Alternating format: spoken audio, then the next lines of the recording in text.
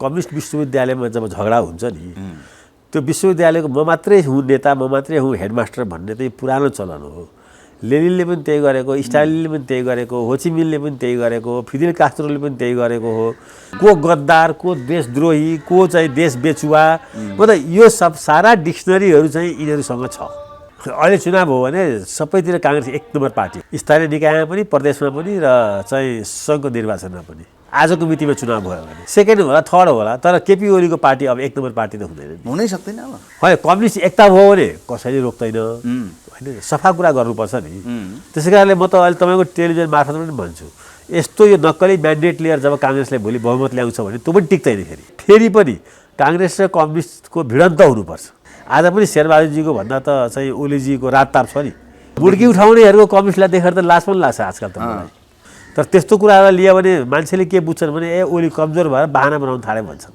करिश्मा मानन्दरले चाहिँ अब उहाँ कति पर्सेन्ट कम्युनिस्ट हो मलाई थाहा छैन, तर कम्युनिस्टै हुनु पर्दैन कि कम्युनिस्ट हुनै सक्नुहुन्न उहाँ। कम्युनिस्ट यहाँ कोही छँदै छैन, बेकारको त मुड्की उठाएर चाहिँ लाल सलाम भन्ने गरी चाहिँ किन जानु त्यहाँ भनेको नि हुन्छ। र ओलीजीले पनि के छ भने यस्ता चाहिँ डरसेरुवा कुरा गरेर चाहिँ चुनावमा भोलि हार्दाखेरि चाहिँ बनाउनु पर्ने चाहिँ कारण चाहिँ यस्ता कुरा लिएर होइन। अहिले भइरहेका नेताहरूबाट चाहिँ मुलुकको ट्रान्सफर्मेसन चाहिँ हुँदैन। बिना बैशाखी प्रचण्डको पार्टी टिक्नै सक्दैन। त्यो अहिले चुनाव हो भने चाहिँ माओवादी पार्टीको 6% नाग्छ त, शेरबहादुरजी टेको दिइरहेका छन्। त्यो टेकोले कति काम गर्छ थाहा छैन, तर पक्कै कुरा के हो भने माओवादीलाई चाहिँ जुन टेको दिन खोजिएको छ यो टेकोको फाइदा चाहिँ एमालेले। शेरबहादुरजीले नेपाली काङ्ग्रेसको भविष्य हेरिरहनु भएको छैन। अनि यस्तो डरसेरुवा नेताले चाहिँ नेपाली काङ्ग्रेस चाहिँ हाँकिरहेको छ 6 वर्षदेखि। एटलिस्ट लोकल चुनावमा गठबन्धनको कुनै जरुरी देखिँदैन कुनै पनि पार्टीको बिचमा। यो शेरबहादुर यो अहिले केन्द्रीय कार्य समितिको तमासा होइन। त्यसो भए प्रदेश किन बनाएको, जिल्ला किन सङ्गठन बनाएको? त्यहाँ तिनीहरूलाई के घाँस खाएर बस्छन् तिनीहरूलाई पनि थाहा छ नि कहीँ गर्नु पऱ्यो तिनीहरूले गर्छन् नि। एक सेन्टेन्सबाट गरे हुन्छ। अब 15 वर्ष पार्टी चलाएको माधव नेपालको हविगत हामी देखिरहेका छौँ नि। अहिले चुनाव हो भने के हुन्छ होइन, धेरै नै तितो कुरा म भन्न चाहन्न, तर अहिले चुनाव हो भने माधव नेपालले कहाँ जित्छन्? जित्न सक्दैन। एकताको फेरि म पक्षधर हो। कम्युनिस्ट नेपालमा एकै ठाउँमा मिलुन्, अगर जनताले सबै कम्युनिस्टलाई एकै ठाउँमा मिल्दाखेरि फेरि पनि बहुमत दिन्छन् भने त उनीहरूले सरकार चलाउनु पाउनुपर्छ, स्थानीय निकाय जित्नुपर्छ। काङ्ग्रेसले आफ्नो पौरखले आफ्नो ऊर्जा आफ्नो चाहिँ रणनीतिले चुनाव जित्न सक्दैन भने यो च्याखे दाउले जितेको चुनावले चाहिँ काङ्ग्रेसमा फेरि अर्को बिग्रा आउँछ, झगडा आउँछ। चीनले चाहिँ बिआरआई मार्फत दिने सहयोग चाहिँ त्यो चाहिँ ब्याज सहितको लोन हो। फेरि नेपाल चीन सम्बन्ध चाहिँ अलिकति चिसिएकै छ। चीनलाई चाहिँ अलिकति धेरै चिडाउनु पनि हुँदैन। चीनलाई सम्हालेर नेपालले आफ्नो विकास गर्न सक्छ। चाहिने यदि सम्मान दिन कन्जुसी गरेको हो कि जस्तो पनि लाग्यो। ऐन वक्तमा त छिमेकी काम लाग्छ। अमेरिकासँग 20 छ भने चीनसँग 21 हुनुपर्छ। वर्ल्ड ब्याङ्कले या जापानले त ठिक छ तिमीहरूलाई हामी थपिदिन्छौँ 10 वर्ष पनि भनिरहेको छ। चिनियाहरूले संसारमा त्यस्तो गरिरहेको उदाहरण कम भेटिन्छ। नेपालको कम्युनिस्टहरूले संसारको कम्युनिस्टहरूलाई थकाइदिन्छन्। कतिपल्ट मिलाउने? 2-4 पल्ट त मिलाएको चाहिँ बिचरा यहाँको चाहिँ चाइनिज इन्भेस्टर चाहिँ घर घर दौडेर पनि मिलाएकै हो, नसकेर बाहिरबाट चीनबाट पनि बोलाएकै हो। 2030-32 सालदेखिको त यहाँको कम्युनिस्टहरू चाहिँ सियाएर सुन्ने जस्ता छन्। आफ्नो महलबाट चाहिँ बालुवाटारबाट आफ्नो महल बाहेक कहीँ चाहिँ उनी गएका छैनन्। उनी यी बसेर सत्ताको खेलाडी भएर बसेका छन्। त नेपालको यो नेताहरूको राजनीतिक चाहिँ जुन चाहिँ नैतिक ह्रास भएको छ त्यो चाहिँ अब डरलाग्दो छ। अहिले लोकल इलेक्सनमा त माओवादीले पनि आफ्नो पार्टी बनाउनलाई आफैले उम्मेदवारी दिनुपर्छ। पार्टी सङ्गठन तह मात्रै बन्दछ जब लोकल चुनावमा चाहिँ उसका पार्टीका कार्यकर्ताहरू डेस्क बेन्चमा बसेर रुजु गरेर आफ्नो चाहिँ भोटरलाई बोलाएर ल्याएर चाहिँ दिन्छन्। त्यहाँ एमाले जित्दा के हुन्छ? जब कम्युनिस्ट बिग्रिन्छ कि जातीय हुन्छ अरे कि व्यक्तिगत गाली गलौजमा उत्रिन्छ अरे। त्यो संसारकै कम्युनिस्ट आन्दोलनलाई हेर्नुभयो भने पनि यही देखिन्छ। कम्युनिस्टमा जब मान्छे बिग्रिन्छ तब गाली गर्न थाल्छ व्यक्तिगत रूपमा।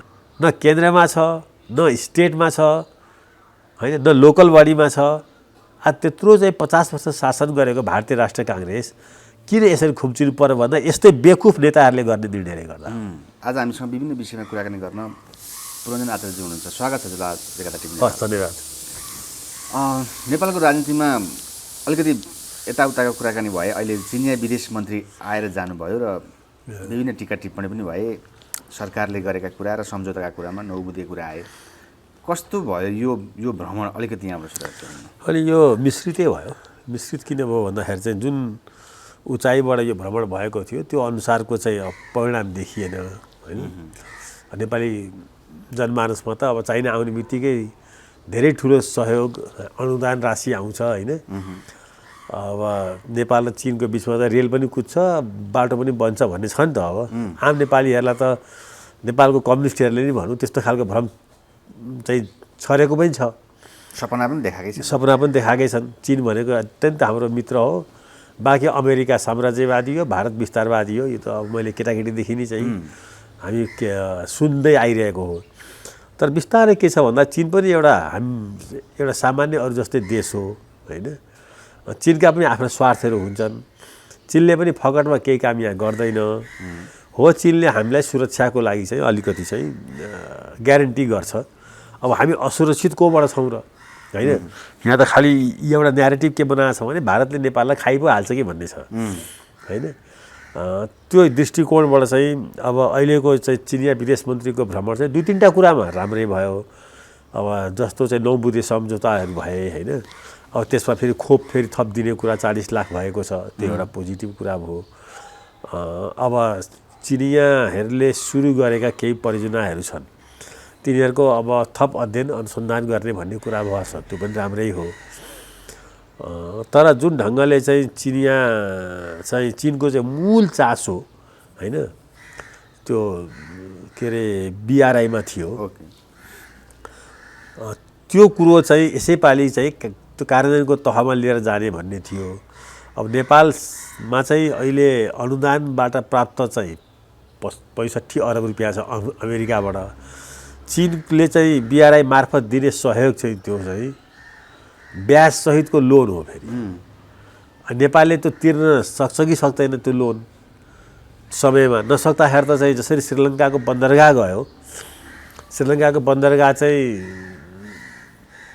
चिनलाई सुपुर्दगी गर्नु पर्यो 100 वर्षलाई।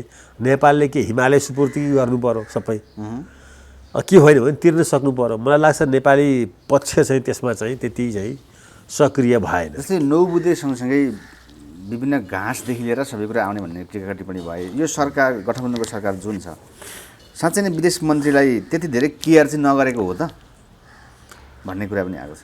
विदेश मन्त्रीलाई मलाई पनि लाग्छ त्यो चाहिँ के छ केयर नगरेको त होइन। तर अब अहिले चाहिँ नेपाल चिन सम्बन्ध चाहिँ अलिकति चिसिएकै छ। चिसिनु पर्ने कारण के पर्यो भने अब त्यस्तो चिसिनु हुँदैन थियो। अब भर्खरै MCC पास भएको छ। MCCमा चिनबाट आएका चाहिँ अभिव्यक्तिहरू त हामीलाई सबै थाहा छ नि। यो प्यान्डोरा बक्स हो। यो चाहिँ राम्रो कुरा होइन। नेपालको सार्वभौम सत्तामाथि यसले चाहिँ अमेरिकाले दखल देला। यो सबै वार्निङहरू त चिनबाटै आएको। यो त पुरै विरोधै गरेको नि हैन। विरोधै गरेको तर पनि पास त भयो होइन। पास भयो। चिनका कुरा नसुनिकन पास भयो जस्तो भयो। चिनले कुरा नसुनिकन अझ प्रधानमन्त्रीले त चिनको ती अभिव्यक्तिहरूप्रति त कोठामा भनौँ न बाहिर त होइन पक्कै पनि रुष्ट हुनुभयो होला होइन। त्यो स्वाभाविकै हो नि। किनभने यसै पनि शेरबहादुरजी चाहिँ अमेरिका फ्रेन्डली चाहिँ प्राइम मिनिस्टर हो नेपालको। अब त्यसमा ट्र्यापमा परे माओवादी होइन। एमाले खड्ग ओली समूह KP ओली समूह त पहिलेदेखि चिनसँग रुष्ट भएर चाहिँ सत्ताबाट बहिर्गमन हुनु परेको भन्ने उसलाई लागिरहेको छ होइन। त्यस कारणले गर्दा चिनले यसपालि चाहिँ चिनको जुन तहको चाहिँ यहाँ भ्रमण भएको थियो विदेश मन्त्री तहको त्यो अनुसारको चाहिँ वार्म वेलकम पिपुलको लेभलबाट पनि भएन। र जुन यहाँको कम्युनिस्ट पार्टीहरूबाट हुने गर्थ्यो यहाँको सिभिल सोसाइटी जो लेफ्टिस्ट सिभिल सोसाइटी थियो त्यसबाट पनि कुनै खासै प्रोग्रामहरू भएको जस्तो लागेन। त्यसैले होला उनले पनि अब यो देशमा आएर ट्रेकिङमा हिँडे नि यहाँ चाहिँ। अब भारतमा पनि उनको त्यति धेरै राम्रो चाहिँ स्वागत भएन। किनभने त्यही बेलामा चाहिँ चिनिया विदेश मन्त्रीले कश्मीर इस्यु उठाएको थिए होइन। त्यो एउटा इस्लामिक चाहिँ अर्गनाइजेसन चाहिँ कन्ट्रिजहरूको 57 देशकोमा जुन इस्लामाबादमा भएको थियो त्यसमा उनले चाहिँ कश्मीर इस्यु उठाएका थिए जुन भारतलाई मन पर्दैन थियो। त यो अहिलेको चिनिया विदेश मन्त्रीको भ्रमण चाहिँ भारत लगायत अब नेपाल सबैतिर चाहिँ त्यो ऊर्जा र त्यो उत्साहको भएन जुन चाहिँ पहिले हुने गर्थ्यो। त्यो स्वाभाविक हो। नेपालमा त कतिखेर आयो कतिखेर गयो त्यो थाहा पनि भएन वास्तवमा। त यो लो प्रोफाइल चाहिँ भिजिट भयो, यद्यपि व्यक्ति चाहिँ हाई प्रोफाइल थिए होइन, कसैले पनि खासै महत्त्व दिएको देखिएन, खासै चर्चा पनि यसले पाएन। अब एकाधवटा चाहिँ पत्रिकाले लेख्ने सम्पादकीय चाहिँ आज पनि म पढ्दै थिएँ एउटा पत्रिकाको हो, फेरि चीनलाई चाहिँ अलिकति धेरै चिडाउनु पनि हुँदैन, चीनलाई सम्हालेर नेपालले आफ्नो विकास गर्न सक्छ। तर मूलतः के देखियो भन्दाखेरि चाहिँ चीन जस्तो महाशक्ति राष्ट्र नेपालमा आएर त्यहाँको विदेश मन्त्री 3 दिन बस्दाखेरि श्रीलङ्काको विदेश मन्त्री आए जस्तो फिल भयो क्या होइन। त्यसकारण अहिले देउवासको सरकार भएकोले गर्दा यो इफेक्ट परेको हुनसक्छ त, त्यसपछि आकलन गर्दा त्यसले केही न केही फरक त पर्छ। देउवाले त बालै दिएन भन्ने टाइपको, बाले भन्नाले अब डिप्लोमेटिक चाहिँ वर्ड होइन त्यो, बाले भन्दा पनि उनलाई चाहिँ उनी अब देउपा जुन बेला एमसिसी पास गर्न कसियर लागेको थिए त्यो बेला चीनको सरकारी पक्षबाट आएको अभिव्यक्तिले, मसँग होइन तर मैले कतै सुनेको, शेरबहादुरजी चाहिँ एकदमै चाहिँ रियाक्टिभ थिए अरे, चीनलाई के चासो हो हामी जाँसुबाट लिउँ भनेर कतै कतै उनले यस्तो अभिव्यक्तिहरू दिएको चाहिँ मैले चाहिँ उनकै नजिकका साथीहरूले मलाई भन्थे या सहयोगीहरूले।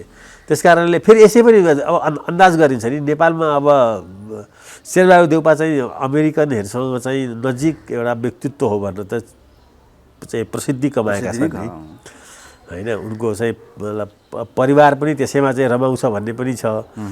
त्यस कारणले गर्दा यसपालि मलाई लाग्छ अलिकति कहीँ हामी चुक्यौँ कि चिनिया विदेश मन्त्रीलाई चाहिँ दिनुपर्ने जति सम्मान महत्त्व नदिएको हुनाले। एउटा छिमेकी देश त्यो पनि त्यति धेरै ठुलो र अब विभिन्न इतिहास होला, त्यसमा पनि अब अहिले अमेरिकाबाट आएको एमसिसीलाई लागू गर्ने र यता चाहिँ यो हिसाबको सम्बन्धले त चीन र नेपालको झन् चिडिने नै हो त, हजुरले भने जस्तै अब सम्बन्ध अन्तर्राष्ट्रिय कूटनीतिको हिसाबमा नचिसिएला। अब जसरी चाहिँ चिनिया अहिले भर्खर मैले वक्तव्य त्यो चिनियाबाट जारी विज्ञप्ति हेर्दै थिएँ, त्यो विज्ञप्तिमा नेपाललाई काफी महत्त्व दिएको छ। तर एउटा के हुन्छ भने कागजमा देखिने पढिने महत्त्व हुन्छ, अरू के हुन्छ भने त्यो उनको भिजिट सँगसँगै चाहिँ एउटा त्यसले दिइरहेको चाहिँ देखिने गरी सन्देश पनि हुन्छ। त्यो देखिने गरी दिएको सन्देशमा चाहिँ नेपाल सरकारले चाहिँ चाहिने जति सम्मान दिन कन्जुसी गरेको हो कि जस्तो पनि लाग्यो, त्यस्तो पनि लाग्यो छैन त्यो। तर त्यो राम्रो होइन, चीन महाशक्ति राष्ट्र हो, आज संसारमा चीन बिना चाहिँ संसार चाहिँ अपुरो अधुरो छ होइन। अब अझै 5 वर्षपछि चीन सबभन्दा ठुलो शक्तिशाली राष्ट्र हुँदैछ। सबै सारा कुराहरू चाहिँ के छ भन्दाखेरि चाहिँ अटलान्टिक पारीबाट या भनौँ न स्टक एक्सचेन्ज मार्केटदेखि लिएर संयुक्त राष्ट्र सङ्घदेखि लिएर त्यो सबै अब पेसिफिक जोनमा चाइनामा सङ्घाईमा फर्किनुपर्छ भन्ने एक थरीको क्लेम पनि छ। अब संसारलाई चाहिँ धेरै कुराहरू चाहिँ को व्यवस्थापन चाहिँ चीनले गरिरहेको छ होइन। चीन मार्फतबाट चाहिँ धेरै कुराहरू संसार चाहिँ एउटा अर्डरमा बस्न खोज्दैछ। त्यसको चुनौती फिल गरेर अमेरिकाले चीनलाई कमजोर पार्न खोज्दैछ है, त्यो पनि अब स्वाभाविक कुरा हो।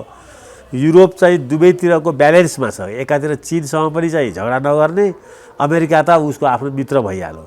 त हामी नेपालले चाहिँ एकातिर युरोप त्यसरी सोच्दैछ भने हामी नेपालको पनि जिम्मेवारी के हुन्छ भने हामीले अमेरिकाको पोल्टामा गएर सहयोग ल्याउनु त ठिक छ, तर त्यो सन्दर्भमा चाहिँ चीन चाहिँ नरिसाओस् भन्ने सतर्कता पनि त्यतिकै लिनु पर्यो नि, किनभने हामीलाई त चीनको पनि सहयोग चाहियो। चीन भनेको फेरि हाम्रो टाढाको मित्र होइन, हाम्रो छिमेकीको मित्र हो।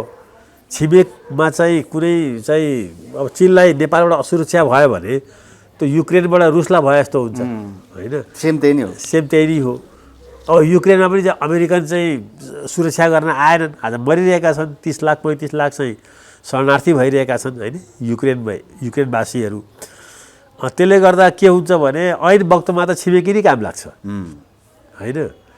त्यस कारणले त्यो छिमेकी जो चाहिँ फेरि शक्तिशाली छ, जो एउटा चाहिँ सुपर पावर भइसकेको छ, जनसङ्ख्याबाट, भूगोलबाट, सैनिक शक्तिबाट, आर्थिक शक्तिबाट, प्रविधिबाट होइन, त्यो चीनसँग चाहिँ अब हाम्रो सम्बन्ध, हाम्रो देशको सम्बन्ध चाहिँ अमेरिकालाई खुसी पार्दै पनि 21 हुनुपर्छ, 20 होइन। अमेरिकासँग 20 छ भने चीनसँग 21 हुनुपर्छ, किनभने ऊ त नजिक सीमा जोडिएको छ त्यत्रो लामो, ऊ रिसाउँदा हामीमाथि चाहिँ धेरै ठुलो चाहिँ क्षति पुग्छ।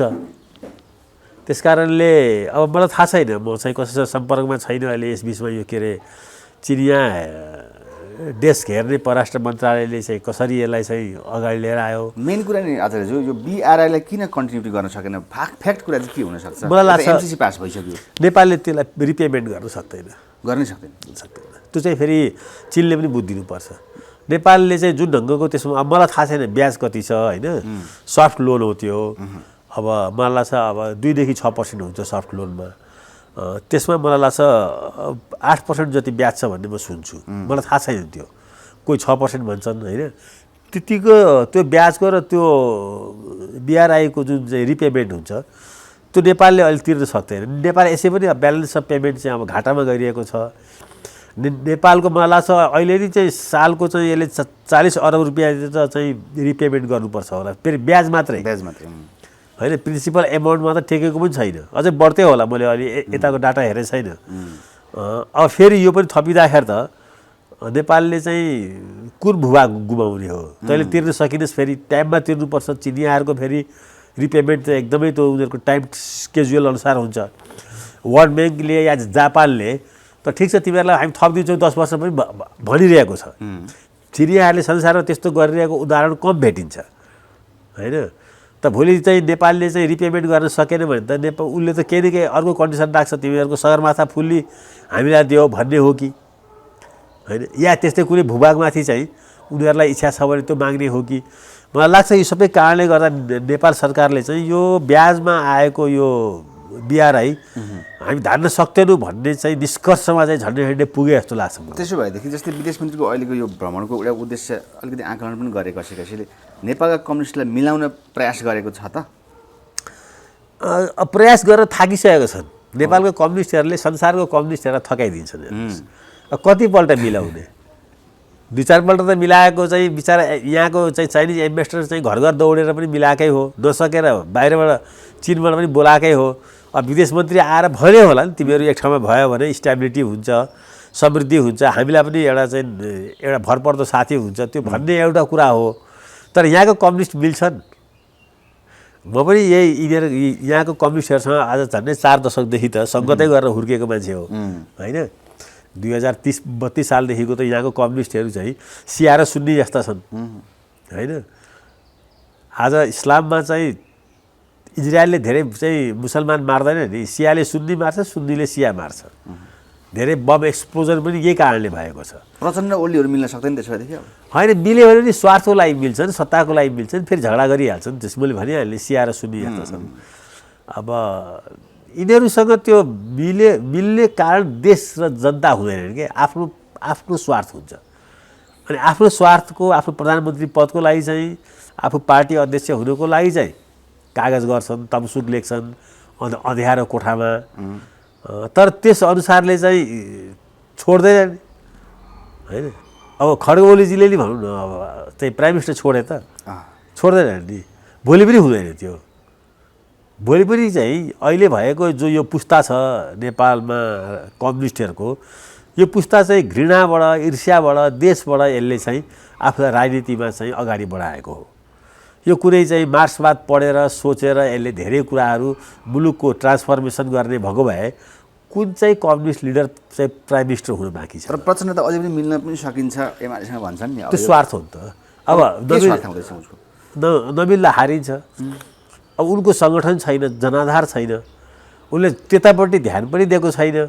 उनको यताको 15 वर्ष मैले चाहिँ हिजो भर्खर एउटा चाहिँ अनलाइनमा लेखेको छु, उनको यताको 15 वर्ष त आफ्नो महलबाट चाहिँ बालुवाटारबाट आफ्नो महल बाहेक कहीँ चाहिँ उनी गएका छैनन्। उनी यहीँ बसेर सत्ताको खेलाडी भएर बसेका छन्। आफ्नो 2-4 जना मन्त्री बनाउँछन्, त्यहाँबाट पैसा चाहिँ उठाउँछन् होइन। अब त्यही त होला। अनि पार्टी अलिअलि चलाएको छ। पार्टी विस्तार गर्नको लागि त प्रचण्डजीले त ध्यानै दिनुभएको छैन नि। त्यसले गर्दा उनलाई चाहिँ मिल्नुपर्ने बाध्यता छ होइन। त्यसै कारणले उनले कहिले निवेदन के हाल्छन् भने म चाहिँ अब फेरि एमालेसँग मिल्छु भन्छन्, फेरि यता शेरबहादुरजीलाई पनि फेरि प्राइम मिनिस्टर हुनु छ होइन, फेरि शेरबहादुरजीसँग मिल्न पनि उनी आइपुग्छन्। त नेपालको यो नेताहरूको राजनीतिक चाहिँ जुन चाहिँ नैतिक ह्रास भएको छ त्यो चाहिँ अब डरलाग्दो छ। यहाँबाट चाहिँ अहिले भएका सबै नेताहरूबाट अहिले भइरहेका नेताहरूबाट चाहिँ मुलुकको ट्रान्सफर्मेसन चाहिँ हुँदैन। प्रचण्डजी मिल्नु नै पर्ने अवस्था जुनसुकै समयमा पनि हुने भन्ने देखियो होइन? प्रचण्ड एक्लै हिँड्न सक्दैन? उनलाई बैशाखी चाहिन्छ। बिना बैशाखी प्रचण्डको पार्टी टिक्नै सक्दैन। त्यो मेन्टली नै उनी डिफिटेड छन् प्रचण्डजी। किनभने भनौँ न 27-28-30% भोट पुगेको पहिलो इलेक्सनमा आज 12%मा आइसक्यो, झरेर 11% कि चाहिँ अब कति भयो। त्यो अहिले चुनाव हो भने चाहिँ माओवादी पार्टीको 6% नाग्छ त? मलाई लाग्दैन नाग्दैन। चमत्कार हुनुपर्छ चाहिँ 2 डिजिटमा उनले चाहिँ आफ्नो पार्टीलाई राख्नको लागि 10% भोट उनले कायम राख्नको लागि साँच्चै नै चमत्कार हुनुपर्छ। म त देख्दिनँ, ग्राउन्डमा देख्दिनँ। अब काङ्ग्रेसले चाहिँ कति टेको दिन्छ मलाई थाहा छैन। शेरबहादुरजी टेको दिइरहेका छन्, त्यो टेकोले कति काम गर्छ थाहा छैन। तर पक्कै कुरा के हो भने माओवादीलाई चाहिँ जुन टेको दिन खोजिएको छ यो टेकोको फाइदा चाहिँ एमाले। शेरबहादुर देउवाले टेको दिने, यता शेखर ग्रुपको कुरा छुट्टै भनेपछि यहाँ पनि समस्या छ प्रचण्डसँगको साथमा जानलाई। के छ खास कुरा भित्री? होइन, यो प्रचण्डसँग जाने समस्या होइन। यो नेपाली काङ्ग्रेसलाई चाहिँ नेपाली काङ्ग्रेसको विगत, वर्तमान र भविष्यप्रति चाहिँ कसरी हेर्ने भन्ने समस्या हो। यो प्रचण्डलाई चाहिँ टेको दिने उनी चाहिँ दोस्रो कुरा हो। शेरबहादुरजीले नेपाली काङ्ग्रेसको भविष्य हेरिरहनु भएको छैन। उहाँ त डराएको जस्तो देखियो नि। ओली पनि खतरा छन्, शक्तिशाली छन्, हामी डराउनुपर्छ, प्रचण्डसँग मिल्नुपर्छ, त गठबन्धन नगरी अगाडि बढ्न गाह्रो। अनि यस्तो डरसेरुवा नेताले चाहिँ नेपाली काङ्ग्रेस चाहिँ हाँकिरहेको छ 6 वर्षदेखि होइन। मैले कहिलेकाहीँ भन्ने गर्छु चाहिँ अब त्यो कौरवहरूको चाहिँ युद्ध क्षेत्रमा, धर्मयुद्धमा कमान्डर चाहिँ सुरुमा द्रोणाचार्य, भीष्म पितामह, कर्ण यस्ता 101 हस्तीहरू थिए। अनि पछि गएर चाहिँ त्यो महाभारतको युद्धमा कौरव पक्षबाट लड्ने चाहिँ शैल्य हुन्छ क्या। त्यो शैल्य आफै नै चाहिँ पाण्डव पक्षको चाहिँ लडाइँ लड्नलाई लागि उतापट्टिबाट लड्नको लागि आफ्नो देशबाट चाहिँ हिँडेको हुन्छ। नकुल र सहदेवको मामा पनि हो। उसको चाहिँ भित्री मन चाहिँ पाण्डवले जितिदिए हुन्थ्यो भन्ने छ। अब अहिले शेरबहादुरजीले चाहिँ शैल्यको भूमिका गर्दै हुनुहुन्छ। उहाँलाई भित्री मनले चाहिँ एमालेको भोट काटेर प्रचण्डजीले म टेकुवा दिन्छु, एमालेको भोट काटेर कम्युनिस्टमा डिभिजन भएर काङ्ग्रेसलाई फाइदा पुगोस् भन्ने सोचाइ त्यति खराब सोचाइ त होइन त्यो होइन। तर त्यसले के गरिरहेको हुन्छ भने काङ्ग्रेस चाहिँ खाली भइरहेको हुन्छ धेरै ठाउँमा। र अहिलेको चिन्ता भनेको चाहिँ शेरबहादुरको पुस्तामा मात्रै काङ्ग्रेस सिद्ध्याउने कि चाहिँ भावी पुस्तालाई पनि चाहिँ काङ्ग्रेस चाहिँ दिने भन्ने सोचाइ चाहिँ कस्तो काङ्ग्रेस हस्तान्तरण गर्ने। काङ्ग्रेसकै मार्फतबाट माओवादी र चाहिँ माधव नेपालले चाहिँ सङ्गठन विस्तार गर्ने, चुनाव जित्ने, काङ्ग्रेस छोड्ने कि होइन। देशभरि चाहिँ एउटा अखिल नेपाल राष्ट्रिय काङ्ग्रेसको जुन रूप छ नि अहिले भइरहेको चाहिँ 753 ठाउँमा चाहिँ काङ्ग्रेसको अस्तित्व त छ नि। त्यो पोलिटिकल युनिटमा 14 जिल्ला, के अरे 77 जिल्ला, 7 प्रदेश, 753 पोलिटिकल युनिटमा कुनै पार्टीको सङ्गठन सशक्त छ भने पहिलो नम्बरमा नभए पनि दोस्रो नम्बरमा त छ, दोस्रोमा नभए पनि तेस्रोमा छ। त्यो दोस्रोलाई पहिलो पार्नु पर्यो नेताले, तेस्रोलाई दोस्रो पार्नु पर्यो। त्यो सबै छोडेर म चाहिँ खालिए गरिदिन्छु चाहिँ तिमी नि उठ, तिमीलाई नि मेरो चाहिँ काङ्ग्रेसको अब रुखमा भोट हाल्दैन, हँसिया हतौडामा हाल्छन् भनेर चाहिँ नेताले यसरी चाहिँ सरेन्डर गर्यो भने चाहिँ काङ्ग्रेस रहला त? काङ्ग्रेस त बिस्तारै बिस्तारै बिस्तारै बिस्तारै चाहिँ खुम्चिँदै जान्छ नि, सानो पार्टी हुँदै जान्छ। शेरबहादुरजीलाई यो पार्टी ठुलो भयो। शेखर कोइराला, गगनहरूको यो आँटलाई म चाहिँ वास्तवमा चाहिँ स्वागत गर्नुपर्छ। आँटको विकास र परिवर्तन के हुने सम्भावना छ? अझै त भित्री बुझ्नु भएको छ नि यो विषय। मलाई के लाग्छ भने काङ्ग्रेस चाहिँ 753 ठाउँमा चाहिँ उठ्नुपर्छ। लोकल चुनावमा चाहिँ केन्द्रीय स्तरमा एलायन्स गर्नु कुनै काम छैन। लोकल चुनावमा भोलि केन्द्रको सरकार बन्ने बेलामा जुन 6-8 महिनापछि हुन्छ होइन, त्यहाँ चाहिँ प्री इलेक्सन एलायन्स गरे पनि भयो, पोस्ट इलेक्सन एलायन्स गरे पनि भयो। अहिले लोकल इलेक्सनमा त माओवादीले पनि आफ्नो पार्टी बनाउनलाई आफैले उम्मेदवारी दिनुपर्छ। त्यहाँ जित हारको चाहिँ प्रश्नै छैन। पार्टी सङ्गठन तह मात्रै बन्दछ जब लोकल चुनावमा चाहिँ उसका पार्टीका कार्यकर्ताहरू डेस्क बेन्चमा बसेर रुजु गरेर आफ्नो चाहिँ भोटरलाई बोलाएर ल्याएर चाहिँ दिन्छन्। त्यहाँ एमाले जित्दा के हुन्छ? आज कैयौँ ठाउँ यस्तो छन् जहाँ एमालेको अध्यक्ष छ, बाँकी सबै काङ्ग्रेसको छ। कैयौँ ठाउँ यस्तो पनि छन् जहाँ चाहिँ के छ भन्दाखेरि चाहिँ काङ्ग्रेसले मेयर जितेको छ, बाँकीहरू सबै एमाले जितेको छ। ललितपुर त्यसको चाहिँ उदाहरण हो। त के बिग्रिएको छ त्यसमा? त्यसमा के चाहिँ बिग्रिएको छ भन्छु म। सबै पार्टीहरूले प्रत्यक्ष निर्वाचनबाट जितेरै आउँछन्, त्यहाँ अस्थिरता हुन्छ र हुँदैन नि। नेपालको लोकल इलेक्सन यस्तो हो जहाँ जनताले प्रत्यक्ष आफ्नो चाहिँ प्रतिनिधि छान्छ, प्रत्यक्ष वास्तविक बुझेर छान्छ। अनि त्यहाँ पनि चाहिँ के छ भन्दाखेरि चाहिँ गठबन्धनको म कुनै जरुरी देख्दिनँ। एटलिस्ट लोकल चुनावमा गठबन्धनको कुनै जरुरी देख्दिनँ म कुनै पनि पार्टीको बिचमा। अब जरुरी छ एकदमै आफ्नै वर्चस्व देखाउनु छ भने त्यो लोकल लेभलमा गर्छन्।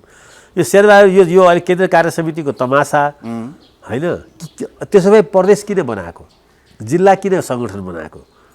त्यहाँ तिनीहरूलाई के घाँस खाएर बस्छन् तिनीहरूलाई पनि थाहा छ नि, कहीँ गर्नु पऱ्यो तिनीहरूले गर्छन् नि। एक सेन्टेन्सबाट गरे हुन्छ। स्थानीय निकायको निर्वाचनमा आवश्यकता अनुसार आफ्नो सैद्धान्तिक विचलन नआइकन होइन गर्नुपर्ने ठाउँमा एलायन्स गर, तर त्यसमा चाहिँ के छ भन्दाखेरि चाहिँ लोकतान्त्रिक स्वार्थ चाहिँ कमसेकम चाहिँ सम्झौता नगरिकन गर भनेर चाहिँ एउटा चाहिँ विज्ञप्ति जारी गर्यो भने केन्द्रले सबैले गर्छन् नि। यत्रो सङ्गठन छ काङ्ग्रेसको। यतापट्टि नै आचार्य जस्तै केपी ओली माधवप्रतिसित छुट्टिएर माधव नेपाल यति धेरै रिसाएको देखिन्छ अझै पनि केपी ओलीसँग भने कहिलेकाहीँ जस्तै भन्नुहुन्छ केपी ओली छुटुक्क राजासँग भेट्न थालेका छन् भनेर उहाँलाई डाहा भएको अथवा यो के रिस हो? खास चाहिँ किन यसरी उकेल्छन् मान्छे? मैले यो यस्तो हो, अब यस्तो छ, कम्युनिस्ट विश्वविद्यालयमा जब झगडा हुन्छ नि त्यो विश्वविद्यालयको म मात्रै हुँ नेता, म मात्रै हुँ हेडमास्टर भन्ने चाहिँ पुरानो चलन हो। लेनिनले पनि त्यही गरेको, स्टालिनले पनि त्यही गरेको, होचिमिनले पनि त्यही गरेको, फिदेल कास्त्रोले पनि त्यही गरेको हो। संसारको कम्युनिस्ट आन्दोलनमा आफ्नो सहधर्मी, सहपाठी, सहयोगीहरूसँग तिनीहरूलाई इलिमिनेट नगरिकन, तिनीहरूलाई नसिद्ध्याइकन त कुनै नेतै भएको छैन। स्टालिनले चाहिँ कैयनलाई मार्यो, कैयनलाई गाली गरेर देश निकाला गर्यो। माओसेतुङको पनि त्यही हिस्ट्री हो, होचिमिनको पनि त्यही हो। त अहिले खड्ग ओलीजीको र चाहिँ अब यिनीहरूले सिकेको त त्यही विश्वविद्यालयबाट हो होइन। जतिखेर मार्क्स लेनिन र माओ भन्छन् यिनीहरू भन्ने मात्रै त हो, तर झगडा गर्नलाई चाहिँ त्यहाँबाट यिनीहरू तानिन्छन्। त्यसै कारणले यो गाली साहित्यको यो फेरि चाहिँ ठुलो विश्वविद्यालय हो। कम्युनिस्टमा जब मान्छे बिग्रिन्छ तब गाली गर्न थाल्छ व्यक्तिगत रूपमा। व्यक्तिगत छ माधव नेपाल कहिल्यै ओलीलाई गाली नगरेको दिन हुँदैन होइन, त्यो व्यक्तिगत रूपमा होइन, ती प्यार नझरिकन सुखै छैन। जब कम्युनिस्ट बिग्रिन्छ कि जातीय हुन्छ अरे कि व्यक्तिगत गाली गलौजमा उत्रिन्छ अरे। त्यो संसारकै कम्युनिस्ट आन्दोलनलाई हेर्नुभयो भने पनि यही देखिन्छ, अधिकांश यही देखिन्छ। त्यस कारणले यहाँ यो जे भइरहेको छ हामीलाई जसलाई चाहिँ अलिअलि विश्व कम्युनिस्ट आन्दोलनको अलिअलि ज्ञान छ, को गद्दार, को देशद्रोही, को चाहिँ देश बेचुवा, मतलब यो सब सारा डिक्सनरीहरू चाहिँ यिनीहरूसँग छ। माधव नेपालले पार्टी छोडेर जानु अलि मनमनमा चाहिँ गल्ती गर्ने भन्ने लाग्छ भानमा चाहिँ के छ खास? होइन, उनको अब क्लेम के हो भने यो पार्टी चाहिँ त्यो खड्ग ओली भन्ने त काम र काजले चाहिँ भगोड भएर जेलमा बसेका थिए होइन, नकुतेरै चाहिँ बसे जेलतिर 10-15 वर्ष। पार्टी बाहिर त मैले बनाएको हो र मसँग सारा वारती सबै एमाले पार्टी आउँछ भन्ने एउटा अतिरञ्जित चाहिँ विश्वास चाहिँ माधव नेपाललाई थियो। प्रचण्डबाट फसे अथवा आफ्नै मनले भयो यो? अहिले कोही फस्दैन, सबैजना आफ्नै कुबुद्धिबाट फस्ने हो। कसैले कि माधव नेपालले 15 वर्ष पार्टी चलाएकै हो नि। अब 15 वर्ष पार्टी चलाएको माधव नेपालको हविगत हामी देखिरहेका छौँ नि।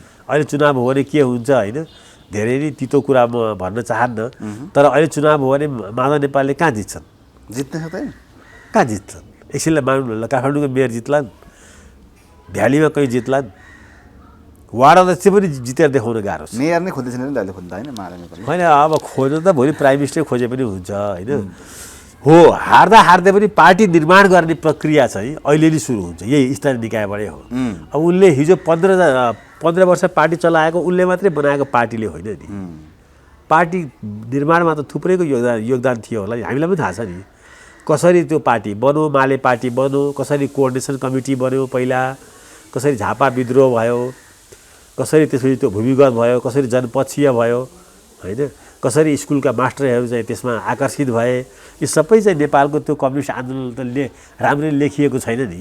तर आजको चाहिँ यो पब्लिक एजुकेसन कसरी ध्वस्त भयो, त्यो कम्युनिस्ट झोला बोक्नेहरूले ध्वस्त पारे त हो नि नेपालको पब्लिक स्कुल। भनेपछि माधव नेपालको त्यस्तो अवस्था चुनावमा हुने कुरामा केपी ओली पनि भन्छन् कहिले काङ्ग्रेसलाई 13 सिट जानुपर्छ भनेर अगाडि बढाएका छन्। यो सम्भव हुनसक्छ? कस्तो हुन्छ अब चुनाव? होइन, त्यो त अब खुस्केको दिमागले भन्छ। अहिले चुनाव हो भने सबैतिर काङ्ग्रेस 1 नम्बर पार्टी हुन्छ। स्थानीय निकायमा पनि प्रदेशमा पनि र चाहिँ सङ्घको निर्वाचनमा पनि आजको मितिमा चुनाव भयो भने यो त म ठोकियो गरेर भन्न सक्छु। केपी ओलीकै हेरेगरी हुने अवस्था हो त्यसमा। मैले सेकेन्ड पोजिसन होला, सेकेन्ड होला, थर्ड होला, तर केपी ओलीको पार्टी अब एक नम्बर पार्टी त हुँदैन, हुनै सक्दैन अब। होइन कम्युनिस्ट एकता भयो भने कसैले रोक्दैन होइन, सफा कुरा गर्नुपर्छ नि।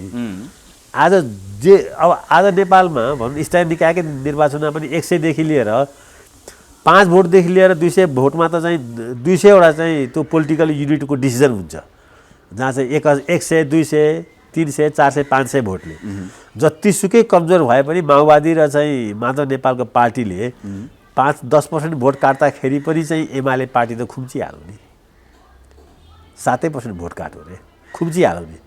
यो त इतिहासले गरेको प्रमाण हो नि। इतिहासले प्रमाणित के गरेको छ भने 1 सिट नजित्ने वामदेवले पनि त्यतिखेर चाहिँ 56 सालको चुनावमा 10 लाख भोट ल्याएको छन् नि, तर सिट त एक पनि जितेनन्। तर त्यतिखेर एमाले भन्ने पार्टीलाई त खुम्चाइदिए नि, काङ्ग्रेसले 114 सिट जित्यो, बहुमत ल्यायो, त्यसमा वामदेवको पार्टीको ठुलो महत्त्व छ नि। सिट त वामदेवजीले पनि जितेनन्।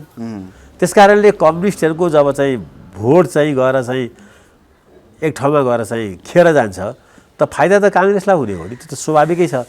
त्यसै कारणले म त अहिले तपाईँको टेलिभिजन मार्फत पनि भन्छु, यस्तो यो नक्कली म्यान्डेट लिएर जब काङ्ग्रेसले भोलि बहुमत ल्याउँछ भने त्यो पनि टिक्दैन फेरि। त्यसैले कम्युनिस्ट एकताको फेरि म पक्षधर हो। कम्युनिस्ट नेपालमा एकै ठाउँमा मिलुन्, अगर जनताले सबै कम्युनिस्टलाई एकै ठाउँमा मिल्दाखेरि फेरि पनि बहुमत दिन्छन् भने त उनीहरूले सरकार चलाउनु पाउनुपर्छ, स्थानीय निकाय जित्नुपर्छ। काङ्ग्रेसले आफ्नो पौरखले, आफ्नो ऊर्जा, आफ्नो चाहिँ रणनीतिले चुनाव जित्न सक्दैन भने यो च्याखे दाउले जितेको चुनावले चाहिँ काङ्ग्रेसमा फेरि अर्को बिग्रा आउँछ, झगडा आउँछ, म्यान्डेट एकातिर हुन्छ होइन। त्यसै कारणले फेरि पनि काङ्ग्रेस र कम्युनिस्टको भिडन्त हुनुपर्छ। भिडन्त भनेको स्वस्थ प्रतिस्पर्धा र सबै कम्युनिस्ट मिल्नुपर्छ। हो डेमोक्रेटिक फोर्सहरू जो चाहिँ छन्, अरू पार्टीहरू छन्, तमलोपा छ, उपेन्द्र यादवको छ, उनीहरूसँग काङ्ग्रेसले एलायन्स गर्न सक्छ। काङ्ग्रेसले अब कम्युनिस्टसँग एलायन्स गरेर जाँदाखेरि नेपालमा कम्युनिस्ट विस्तार थप हुने हो, यो कम हुने होइन। अब गर्न खोजेको काङ्ग्रेसले के हो, यो माओवादीसँग एलायन्स गरेर भोलि विप्लवसँग पनि एलायन्स गरेर काङ्ग्रेसले गर्न खोजेको चाहिँ के हो, म यो बुझिरहेको छैन। आफ्नो चाहिँ यसै पनि खुम्चिएको सपोर्ट, यो देउबाको आफ्नो एकल निर्णय हुन्छ, त्यहाँ के को छ यस्तो निर्णय गरेर अगाडि बढौँ भन्ने? तत्कालको फाइदा मात्रै हेर्ने, निर्णय गर्ने, तत्कालको फाइदा हेरेर निर्णय गर्नेहरू छन् त्यहाँ अहिले। भविष्यको काङ्ग्रेस, नयाँ पुस्तालाई कस्तो काङ्ग्रेस दिने होइन, एउटा राष्ट्रिय चाहिँ राष्ट्रिय स्तरको पार्टी दिने कि एउटा चाहिँ खुम्चिएको पार्टी दिने भन्ने कुराको छलफल चाहिँ हुँदैन। चुनावमा यसो गर्दा जितिन्छ भन्ने चाहिँ त्यहाँ छलफल हुन्छ। अहिले चुनावमा माओवादीसँग मिल्यो भने या अब के अरे एकीकृत समाजवादीसँग मिल्यो भने चुनावमा 2-4 सिट धेरै जितिन्छ। तर जहाँ छोडिन्छ 2-4-10-20 सिट, त्यो चाहिँ खतरनाक ठाउँ हुन्छ। त्यहाँ भोलि विप्लवले पनि स्पेस क्रिएट गर्छन्, काङ्ग्रेसका मान्छेहरू त्यहाँ पलायन गर्छन् होइन। पोलिटिक्समा उम्मेदवारी दिन पाएन भने इन्डियन नेसनल कङ्ग्रेसको त्यही भएको होइन र भनेको। भारतीय राष्ट्रिय काङ्ग्रेस आज कहीँ पनि छैन नि, न केन्द्रमा छ, न स्टेटमा छ होइन, न लोकल बडीमा छ। आज त्यत्रो चाहिँ 50 वर्ष शासन गरेको भारतीय राष्ट्रिय काङ्ग्रेस किन यसरी खुम्चिनु पर्यो भन्दा यस्तै बेकुफ नेताहरूले गर्ने निर्णयले गर्दा। अहिलेको चुनाव हेर्ने हो कि काङ्ग्रेस कस्तो पार्टी बन्छ भनेर भविष्य हेर्ने हो, भविष्य पनि हेर्नु पर्यो। आज एक ठाउँमा हारिएला अरे, 2 ठाउँमा हारिएला अरे, तर काङ्ग्रेसलाई खुम्च्याउने र एकदम चाहिँ प्रजा परिषद बनाउने बाटोमा त लिएर जानु भएन नि। कुरो चाहिँ मेरो चाहिँ त्यो मात्रै हो। त्यसतर्फ चाहिँ के छ भन्दाखेरि चाहिँ गगन शेखर कोइरालाहरूले चाहिँ अहिले मेहनत गरिरहेका छन् होइन। म त लोकल चुनावलाई जितार भन्दा माथिबाट पनि हेर्छु, हार्दा पनि केही बिग्रिँदैन, तर आफ्नो उम्मेदवार र आफ्नो भोटलाई चाहिँ त्यहाँ जोगाउन सक्नुपर्छ। एउटा कुरा उठाएको छ नि केपी ओलीले, जस्तै मतपत्रको हरियो रङको कुरा पनि विवाद आइरहेको छ, त्यो बदल्नै पर्छ, एउटा आपत्तिजनक छ। सूर्य कहीँ हरियो हुन्छ भन्ने ओलीले निकालेको थियो, यो वास्तविकता हो? इतिहास हेर्दाखेरि होइन, त्यो मलाई थाहा छैन, त्यो चाहिँ प्राविधिक कुरा हो होइन। अब ओलीजीले भनेको कुरालाई निर्वाचन आयोगले रेस्पोन्स गर्दै पनि हुन्छ र ओलीजीले पनि के छ भने यस्ता चाहिँ डरसेरुवा कुरा गरेर चाहिँ चुनावमा भोलि हार्दाखेरि चाहिँ बनाउनु पर्ने चाहिँ कारण चाहिँ यस्ता कुरा लिएर होइन। उहाँको चाहिँ जुन चाहिँ अहिले इमेज छ नि त अहिले, आज पनि शेरबहादुरजीको भन्दा त चाहिँ ओलीजीको राजताप छ नि, बोलीमा है राताप छ। त्यही राताप लिएर चुनावमा गए भइहाल्यो नि। यो निर्वाचन आयोगले चाहिँ हरियो बनायो कि सेतो बनायो त्यो मलाई थाहा छैन। तर त्यस्तो कुरालाई लियो भने मान्छेले के बुझ्छन् भने ए ओली कमजोर भएर बाहना बनाउन थाले भन्छन्। तर केपी ओली चर्चामा चाहिँ आउनुहुन्छ, जस्तै योभन्दा अगाडि कोमल ओलीलाई सांसद बनाउनु भयो, अहिले फेरि महानायिका करिश्मा मण्डल लानुभयो। यो उहाँले अवसर चाहिँ दिनुहुन्छ होइन मान्छेलाई? यस्तो छ, अब त्यो मान्छेको नि अकालै छ। त्यहाँ मान्छे अब धेरै मान्छेहरू चाहिँ फेस भ्यालु भएका मान्छेहरू छुटेर गएका छन्। अब फेरि यस्तो पनि छ, अहिले नेपालको राजनीतिमा पनि अब पार्टी क्याडर्सभन्दा बाहिरबाट विभिन्न क्षेत्रबाट मान्छेहरू नआइकन पार्टी नेतालाई मात्रै हेरेर भोट दिनेवाला छैनन्। अब सिनेमाका, साहित्यका, होइन, प्रोफेसरहरू, होइन, कलाकारहरू यी सबै चाहिँ जुटेर नै पार्टी बन्ने हो। खालि चाहिँ के छ भन्दाखेरि चाहिँ जात जाति मात्रै मिलाएर त पार्टी बन्ने होइन। समाजका विभिन्न क्षेत्रका मानिसहरूलाई ल्याएर कलरफुल पार्टी बनाउन सक्यो भने त्यो राम्रै हो। करिश्मा मानन्दरले चाहिँ अब उहाँ कति पर्सेन्ट कम्युनिस्ट हो मलाई थाहा छैन, तर कम्युनिस्टै हुनु पर्दैन कि। कम्युनिस्ट हुनै सक्नुहुन्न उहाँ, कुनै हातमा हुन सक्नुहुन्न, असम्भव। कम्युनिस्ट यहाँ कोही छँदै छैन। बेकारको त मुड्की उठाएर चाहिँ लाल सलाम भन्ने गरी चाहिँ किन जानु त्यहाँ भनेको नि। आफ्नै एउटा चाहिँ कलाकारिताको औरा छ, त्यसैलाई लिएर चाहिँ जाने हो होइन। एउटा डेमोक्रेटिक कल्चर र भ्यालु बोक्ने हो, त्यो त्यसै चाहिँ मुड्की उठाउनै पर्दैन। कोमल ओली सांसद भएको मुड्की उठाउनेहरूको कम्युनिस्टलाई देखेर त लाज पनि लाग्छ आजकल त मलाई। एउटा पनि कम्युनिस्टमा हुनुपर्ने गुण छैन। प्रचण्ड, माधव नेपाल, होइन, के अरे चाहिँ खड्ग ओलीहरूमा, अनि करिश्मा मानन्दर चाहिँ किन मुड्की उठाएर चाहिँ कम्युनिस्ट हुनु पर्यो? सांसद बनाउने योजना होला नि, कोमल ओलीको इक्जाम्पललाई दोहोऱ्याउने, यहाँ त त्यो देखिन्छ नि। ठिक छ, सांसद त बन्नलाई चाहिँ यसै पनि महिलाहरूलाई थुप्रै महिलाहरूलाई पनि ल्याउनुपर्छ, सिने क्षेत्रबाट पनि ल्याउनुपर्छ, कलाकार क्षेत्रबाट पनि ल्याउनुपर्छ, साहित्यिक क्षेत्रबाट पनि ल्याउनुपर्छ। त्यो नलाएर त खालि यो पार्टीको म यति वर्ष जेल बसेको हुँ, यति वर्ष चाहिँ म के अरे चाहिँ एक्जाइल बसेको हुँ, यति वर्ष मैले काम गरेको भन्ने चाहिँ नाराले चाहिँ यो देश त 30-35 वर्ष त डुब्यो नि। त्यसले गर्दा यसलाई चाहिँ के छ भने चाहिँ स्वागतै गर्नुपर्छ। त्यसो भएदेखि अबको अवस्था अन्तिममा भन्नुहोस् त, यो गठबन्धनको सरकारलाई रक्षा गर्ने हिसाबमा नै एमसिसी पास गरियो भन्ने कुरा प्रचण्डले उठाए, देउवाले पनि यसलाई सफल भएको घोषणा जस्तो गर्नुभयो, खुसी हुनुभयो।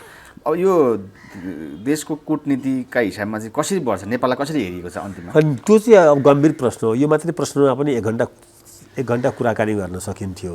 नेपाल चाहिँ आज चाहिँ जियो पोलिटिक्समा र ग्लोबल चाहिँ कन्फ्लिक्टमा, पोलिटिक्सको द्वन्द्वमा चाहिँ नेपाल अहिले कहाँ स्ट्यान्ड गरिरहेको छ, कुन खतरनाक मोडमा छ, नेपाल कसरी जानु पर्थ्यो, चाइनासँगको सम्बन्ध यसको कस्तो हुनु पर्थ्यो र अहिले कस्तो छ, नेपाल दुई ठुला छिमेकीहरूको बिचमा फसिरहेको छ। एकातिर भारत छ जो क्षेत्रीय शक्तिबाट अन्तर्राष्ट्रिय शक्ति हुँदैछ, चीन सुपर पावर भइरहेछ, अर्कोतिर चाहिँ भारतको र अमेरिकाको बिचको एउटा धुरी बनिरहेको छ। अझै त्यस्तै पेसिफिक जोनमा पनि अर्को जापान, अस्ट्रेलिया, इन्डियाहरूको एउटा क्वाड भन्ने छ होइन। त यी सबै कुरामा चाहिँ नेपाल चाहिँ अहिले भनौँ न, अब त्यही युक्रेनलाई चाहिँ समर्थन गर्ने बित्तिकै रुस विरोधी नेपाल देखियो, एमसिसी पास गर्ने बित्तिकै चाहिँ फेरि पनि रुस र चाइना विरोधी देखियो, अमेरिका गयो। अब यसले कहीँ आफ्नो पोजिसनहरूलाई चाहिँ धेरै नै चाहिँ अब ठिकै छ डिक्लेयर गरेर हामी अमेरिका इन्डिया धुरीमा गयौँ भनेर भन्नको लागि चाहिँ त्यो साहस छ भने त्यो भन्दा पनि चाहिँ त्यो भन्ने देशहरू पनि छन् होइन। हामीलाई नाटोको मेम्बर दे भन्दाखेरि त युक्रेनसँग झगडा भएको हो। नेपालले पनि आफूलाई चाहिँ नाटोको मेम्बरसिप चाहिँ माग्न सक्छ। उसलाई लाग्यो भोलि चाइनाबाट चाहिँ नेपाल चाहिँ अब भोलि आक्रमणमा पर्छ भने सुरक्षा गर्न अमेरिका आउँछ होइन, या इन्डिया आउँछ, या इन्डियाले नेपाललाई सुरक्षा गर्छ केही न केही। तर त्यस्तो भूस्थितिमा चाहिँ, त्यस्तो भू राजनीतिमा नेपाल छ, सकिन्छ त्यसलाई बोक्नलाई। नाटोको मेम्बर भयो अरे भोलि सकिन्छ, सकिँदैन नि। त्यस कारणले नेपालको भू राजनीतिलाई धेरै गिजोल्नुभयो शेरबहादुरजीको पालामा यहाँ आएर। अब यसलाई चाहिँ फेरि चाहिँ नयाँ अर्डरमा राखेर यो सबै संसारका महाशक्ति र चाहिँ क्षेत्रीय शक्तिहरूसँग र युरोपियन शक्तिहरूसँग एउटा ब्यालेन्स बिहेभ चाहिँ गर्नको लागि चाहिँ मलाई लाग्छ एउटा राष्ट्रिय सम्मेलन, एउटा राष्ट्रिय सोच सबै पार्टीहरूको, त्यसरी विज्ञ विशेषज्ञहरूको चाहिँ राय लिएर नबनाउने हो भने हामी चाहिँ कहीँ न कहीँ चाहिँ बिस्तारै दलदलमा एउटा डार्क टनेलमा फस्दैछौँ। त्योभन्दा पहिले नै सतर्क चाहिँ हुनुपर्छ। हस्, समयको लागि धन्यवाद।